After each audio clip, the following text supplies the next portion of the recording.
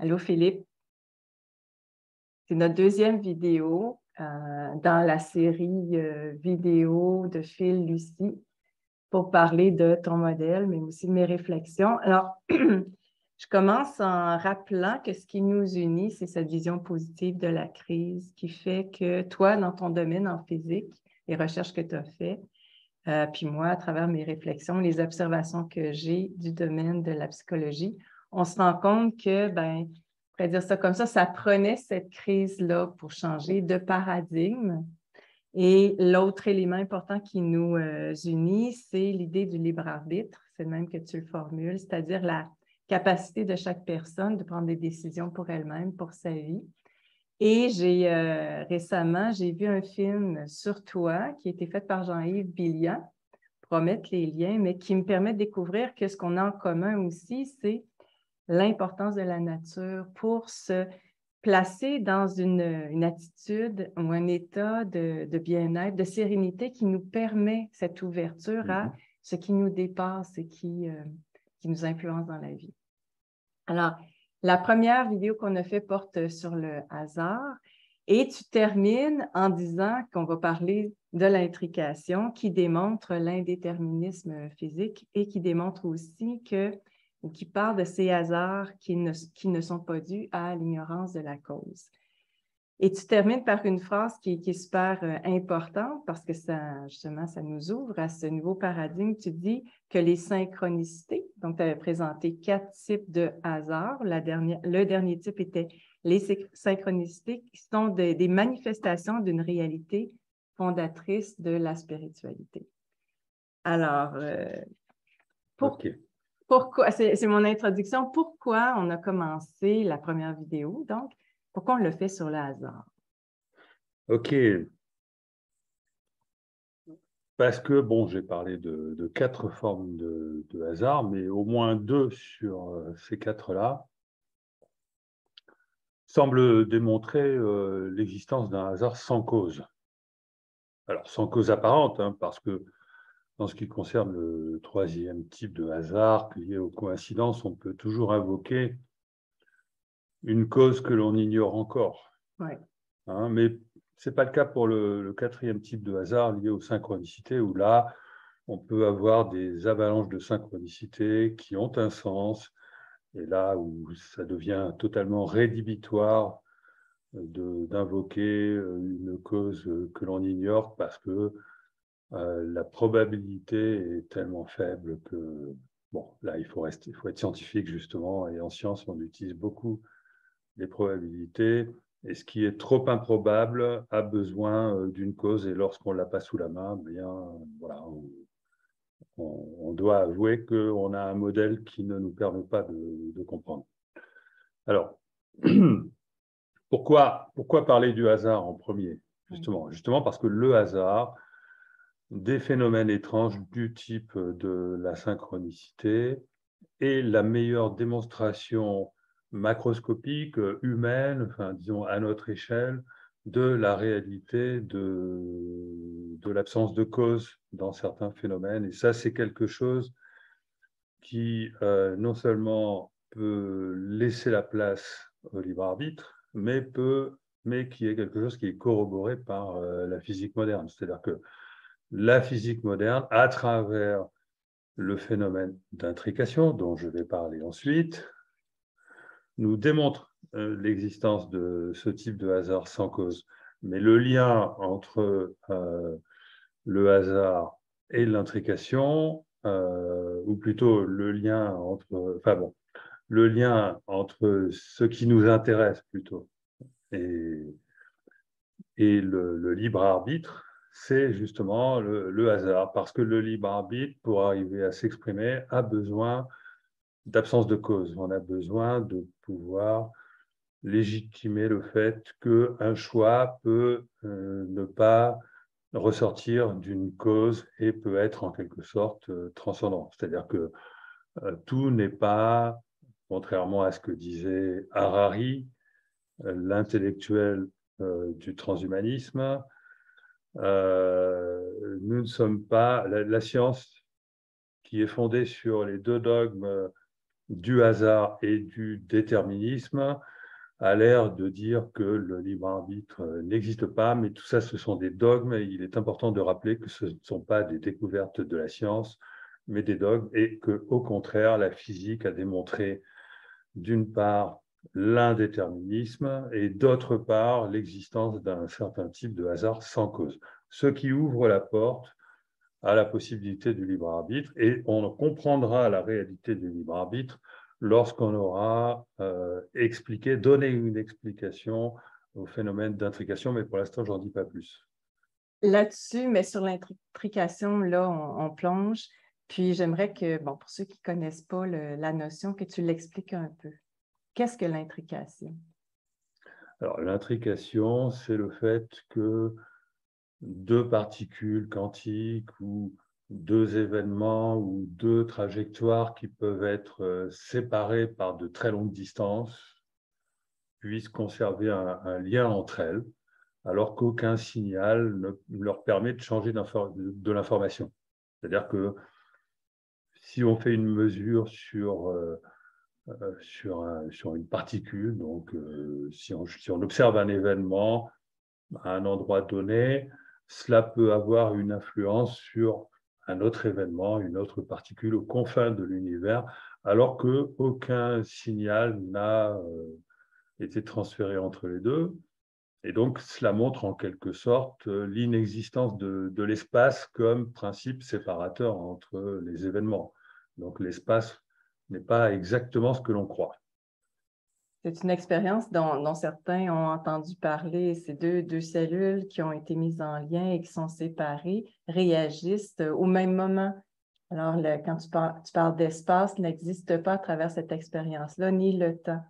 Et c'est ça qui remet en question le paradigme traditionnel. Mais pourquoi est-ce qu'on peut dire? Oui. Non? J'allais poser la question, pourquoi les physiciens traditionnels ont du mal avec l'intrication? Alors, oui, ils ont du mal. Ce n'est pas qu'ils ont du mal avec l'intrication, mais l'intrication, tout comme la superposition d'états, tout comme d'autres étrangetés en physique, sont considérées justement comme des étrangetés, des bizarreries, parce qu'on reste dans un paradigme matérialiste qui ne permet pas de les interpréter correctement. Donc, on passe notre temps, nous, les physiciens, à refaire les expériences sous toutes les coutures pour vérifier qu'on n'a pas oublié une cause qui serait cachée. Ouais. Et on passe notre temps à refaire des expériences pour essayer de comprendre avec notre point de vue habituel, donc matérialiste, d'où vient cette intrication, d'où vient cette superposition d'états, mais on est obligé de dire, bon ben voilà, c'est un phénomène, la nature fonctionne ainsi, on ne comprend pas pourquoi, c'est absolument contre-intuitif, mais on doit l'accepter, et on oublie de dire que si on considère ça comme mystérieux, c'est parce qu'on fonctionne dans un paradigme qu'on n'arrive pas à remettre en question. Exact. Et donc, on n'arrive pas à expliquer l'intrication aussi longtemps qu'on n'a pas changé de paradigme. Et c'est vers là que les nouvelles découvertes en physique nous mènent, et c'était un représentant de cette nouvelle physique, si on peut dire, et t'apporte ces informations-là. C'est pour ça qu'on fait ces vidéos-là. Tu t'as parlé tout à l'heure de libre arbitre. Explique-nous en quoi l'intrication, justement, mène au libre arbitre. C'est quoi le lien entre les deux? Alors, le lien entre les deux, ça va nous conduire à parler de choses qu'on a dit qu'on allait renvoyer dans une autre vidéo. Dans une autre vidéo, mais je vais essayer un petit peu. de les dessiner quand même, ces liens.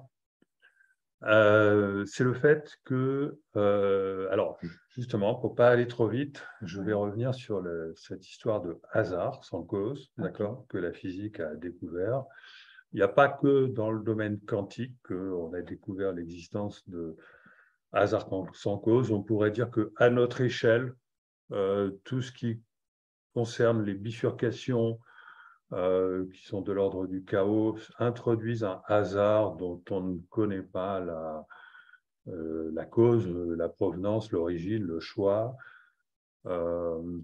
C'est tout ce qui est de l'ordre de ce qu'on appelle le multivers. Bon, alors je vais quand même Très sommairement, oui. très sommairement. Euh, le multivers, on a découvert plusieurs sortes de multivers en physique, c'est-à-dire qu'on a découvert finalement l'indéterminisme de la physique, ou plutôt de la réalité, c'est-à-dire qu'on n'a pas affaire à des lois physiques qui nous dessinent un futur unique, mais à des lois physiques qui nous dessinent une myriade de futurs potentiels. Okay. D'accord? Et c'est à travers cette notion de multivers qu'on peut comprendre la notion de hasard sans cause. C'est-à-dire que à partir du présent qui est maintenant, aujourd'hui, tout ce qu'on peut observer, on va vers un futur qui est parfaitement bien dessiné, peut-être, mais seulement dans le futur immédiat, et qui ensuite va se transformer en une myriade de futurs potentiels, et donc il va y avoir des bifurcations, hein, qu'elles soient quantiques, macroscopiques, quelle qu'en soit l'échelle. Ces bifurcations, à ces bifurcations ont lieu des choix, et ces choix ne sont pas expliqués par la physique. On a un hasard sans cause qui intervient pour dire ah ben, pourquoi un choix plutôt qu'un autre. Ça, la physique ne les explique pas.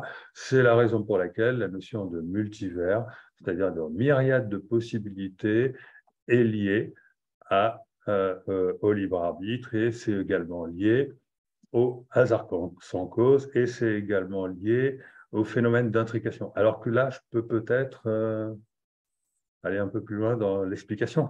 Pas du multivers, puisqu'on veut en parler un petit peu plus tard, mais de l'intrication. De l'intrication, puis notamment en lien avec cet aspect de spiritualité que tu as introduit Voilà. dans la première vidéo. Qu'est-ce que tu pourrais en dire? Voilà. Alors, c'est lié au fait que on change d'univers.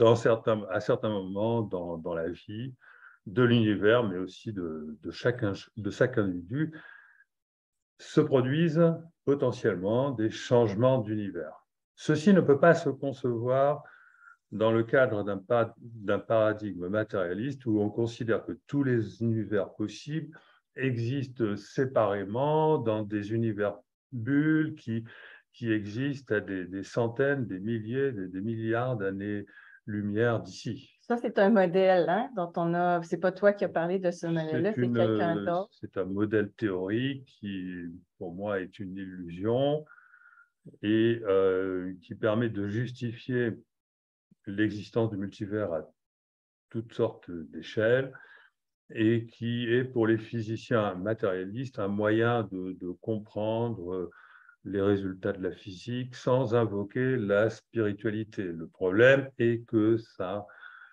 c'est quelque chose qui aboutit à des paradoxes absolument entre guillemets délirants. Bon, on en parlera plus tard, d'accord, mais la notion de multivers, a priori, si on veut la rendre acceptable, non délirante, il faudrait accepter que dans notre réalité à nous, on puisse changer d'univers. Et en fait, c'est ce qui se passe en permanence. C'est-à-dire qu'on remplace un futur par un autre. Lorsqu'on dit que le futur a changé et qu'on a remplacé un futur par un autre, c'est parce qu'à une bifurcation, au lieu d'aller à droite, on est allé à gauche. C'est-à-dire on a changé d'univers, on a remplacé l'univers numéro 1 qui correspondait au choix que l'on a fait lorsqu'on est allé à droite par l'univers numéro 2 qui correspond au choix lorsqu'on va à gauche. Et donc, mais ceci ne peut pas avoir lieu, parce que l'idée, c'est quand même que j'explique l'intrication. Ceci ne peut pas avoir lieu s'il n'y a pas d'intrication entre les trajectoires des événements. C'est-à-dire que si moi, par exemple, je change d'univers et que donc j'arrête de rencontrer quelqu'un que j'aurais normalement dû rencontrer si j'étais allé à droite, or je vais à gauche, donc je ne vais pas rencontrer cette personne. Cette personne, donc, a son univers de changer également. Aussi, ouais. Donc, il a bien fallu que quelque chose ait lieu de son côté qui a fait qu'elle n'est plus dans le même univers que moi. Et ce quelque chose est donc intriqué avec mon choix. Ah, c'est intéressant. Ou alors mon choix est intriqué avec ce quelque chose.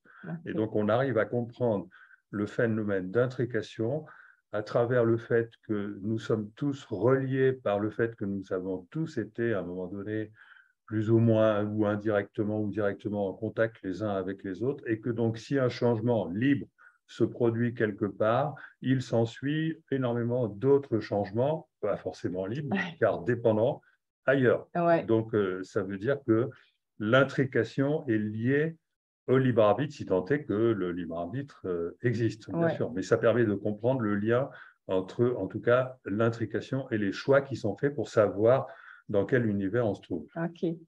Ben, tu as réussi, Philippe, à résumer beaucoup de recherches, puis un concept qui est très large dans cette explication que tu donnes, si je comprends bien. Là, je ne sais pas si les gens qui nous écoutent te suivent, mais l'idée, c'est si la réalité est déterminée, ce que tu as introduit en termes d'intrication, c'est quand il y a un changement dans l'univers d'une personne, dans sa réalité, ben, par intrication, on va avoir un impact sur la vie d'une autre personne. Et ça, c'est à la limite inexplicable si on reste dans la physique traditionnelle. Voilà. OK. Écoute, on ne veut pas en dire trop parce qu'à chaque fois, c'est une notion qui est très complexe à introduire. Puis l'idée, c'est de laisser chacun digérer ça, puis se l'approprier. Ouais. Et il y a, sur le plan de la psychologie, ce que je réalise, une notion qui s'appelle résistance au changement.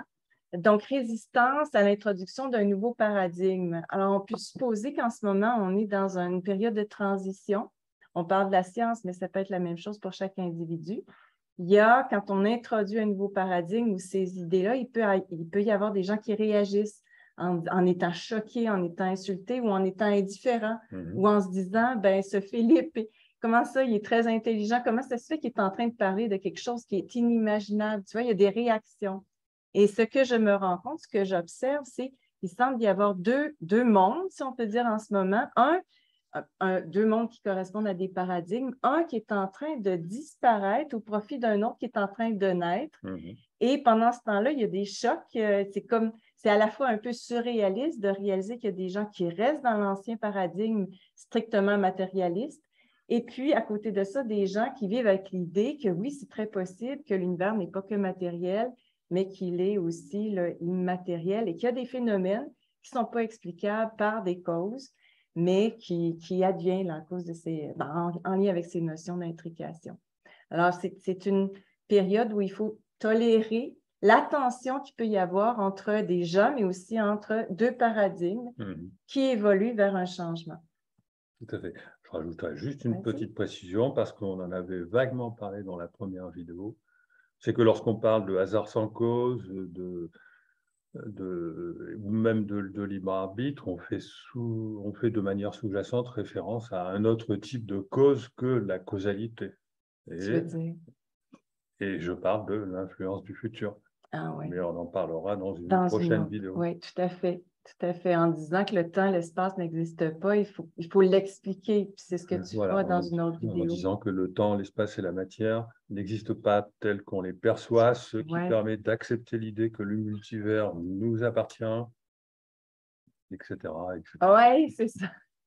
Mais j'aime beaucoup parce que c'est comme si à chaque fois tu nous mets l'eau à la bouche en disant, regardez ce que je vous explique, là, c'est compréhensible dans la mesure où on comprend aussi autre chose que je ne présente pas en ce moment. Et j'ai envie de dire qu'on est, grâce à ces vidéos, des témoins privilégiés. C'est un terme que j'ai utilisé dans une autre vidéo pour dire que pour l'instant, être un témoin, c'est quelqu'un qui assiste dans une position de sérénité à des découvertes, à ce changement-là. Et puis, c'est ça, privilégié, c'est de dire, on est chanceux de vivre cette période-là. Et puis, on peut le faire dans un état de calme, de sérénité, de bonheur, de gratitude aussi. Je pense que c'est la meilleure chose plutôt que d'être mutuellement choqués parce qu'on est en train de changer. Tout à fait. Je te remercie. Puis, on se dit à bientôt. Merci à toi.